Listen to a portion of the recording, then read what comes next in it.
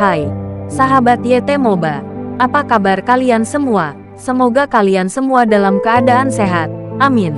Sebelum melanjutkan ke ceritanya, jangan lupa tinggalkan like, komen, dan subscribe. Karena dengan like dan komentar kalian, yang semakin membuat admin semangat mengupload lanjutan ceritanya.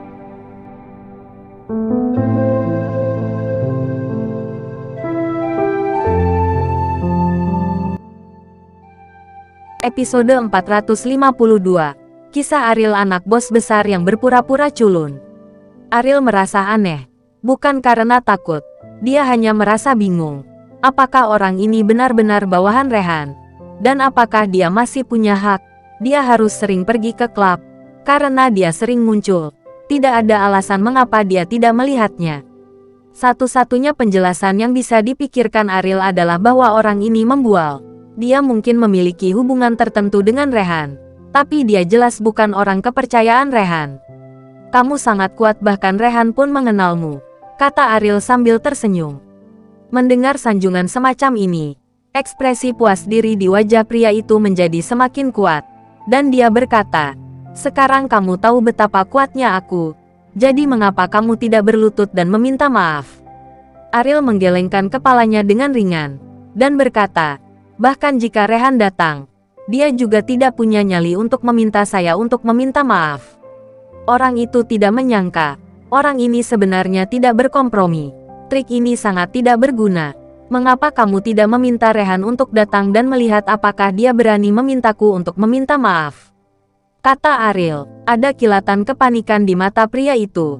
Dia mengatakan bahwa dia adalah bawahan Rehan. Dan dia hanya membual.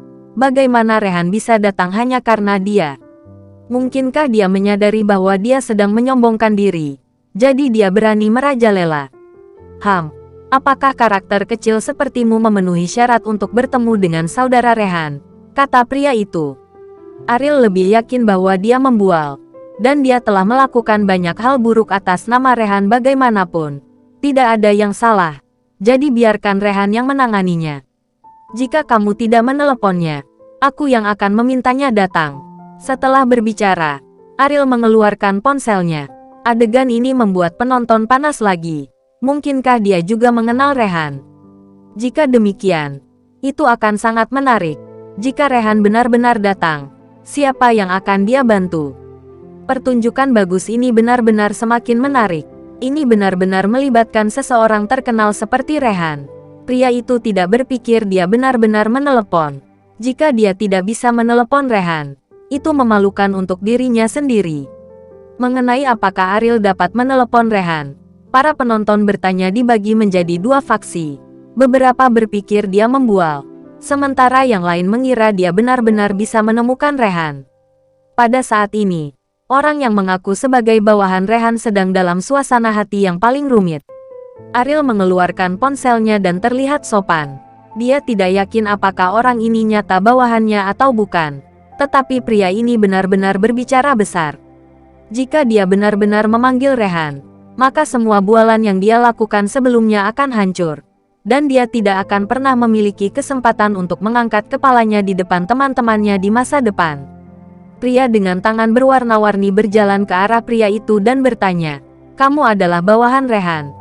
Dia adalah teman Rehan. Pernahkah Anda bertemu dengannya sebelumnya?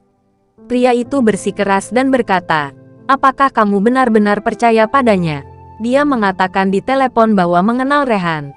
Apakah Anda percaya kepada saya? Pria besar dengan tangan berbunga-bunga menggelengkan kepalanya berulang kali. Bimo adalah salah satu tokoh teratas. Bagaimana mereka bisa memiliki kesempatan untuk mengenal karakter kecil ini? Apa maksudmu? Apakah dia menyombongkan diri? Kata pria besar dengan lengan bunga. Tentu, pria itu berkata dengan pasti. Dia sangat berharap Ariel menyombongkan diri. Jika tidak, kebohongannya akan terungkap secara telanjang kepada semua orang hari ini. Setelah panggilan tersambung, Ariel berkata kepada Rehan, ini adalah orang yang mengaku sebagai bawahanmu. Bawahanmu ini ingin saya berlutut dan meminta maaf kepadanya. Menurut Anda apa yang harus saya lakukan? Rehan, yang belum bangun, dalam keadaan linglung. Lagi pula, ini masih pagi. Dia baru saja tertidur. Tetapi setelah mendengar kata-kata Ariel, seluruh tubuhnya langsung menjadi penuh energi.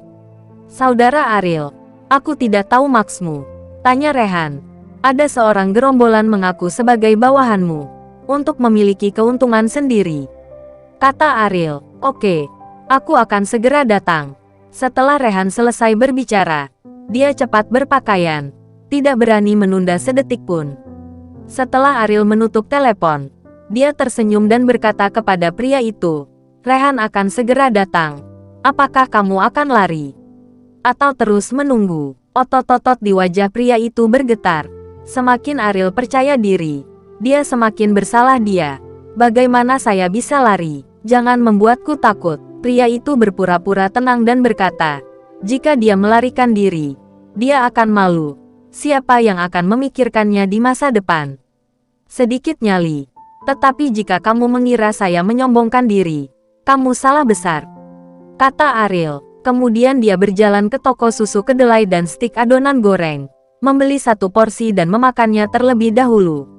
Dilihat dari penampilannya yang dangkal, penampilan Ariel yang tenang dan percaya diri semakin meyakinkan para penonton. Di sisi lain, ekspresi pria itu jelas sangat jelek, dan tubuhnya bahkan gemetar. Jelas bahwa dia semakin merasa bersalah.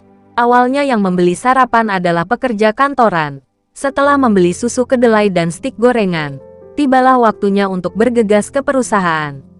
Tapi sekarang, tidak ada yang mau pergi. Mereka semua ingin melihat apa hasil akhir dari masalah tersebut. Nagita datang agak terlambat hari ini. Ketika dia tiba, Ariel sudah minum susu kedelai dan makan gorengan. Dia tidak tahu apa-apa tentang apa yang terjadi sebelumnya. Tetapi suasana di tempat kejadian membuatnya merasa sedikit aneh. Berjalan ke arah Ariel, Nagita bertanya, "Apakah orang itu datang untuk membalas dendam padamu terakhir kali?" "Ya, tapi tidak berhasil," Ariel berkata datar. Nagita melirik pria besar itu dengan hati nurani yang bersalah, dan bertanya dengan lembut, "Apa maksudmu dengan tidak berhasil? Apa yang mereka lakukan?" Ariel tersenyum. "Pertunjukan yang bagus." Nagita, yang tidak tahu sebab dan akibat, bingung. Tetapi dia datang hari ini untuk berterima kasih kepada Ariel. Karena kerjasama antara perusahaan mereka dan LKK Technoscience telah dinegosiasikan. Dan dia meskipun sebagai pendatang baru, setelah menyelesaikan tugas yang mustahil ini, dia sangat dihargai oleh bosnya. Dan sekarang dia langsung dipromosikan ke puncak perusahaan. Dan Yelsi dipecat langsung oleh bosnya. Sangat memuaskan. Ketika Anda ada waktu, saya mengundang Anda untuk makan.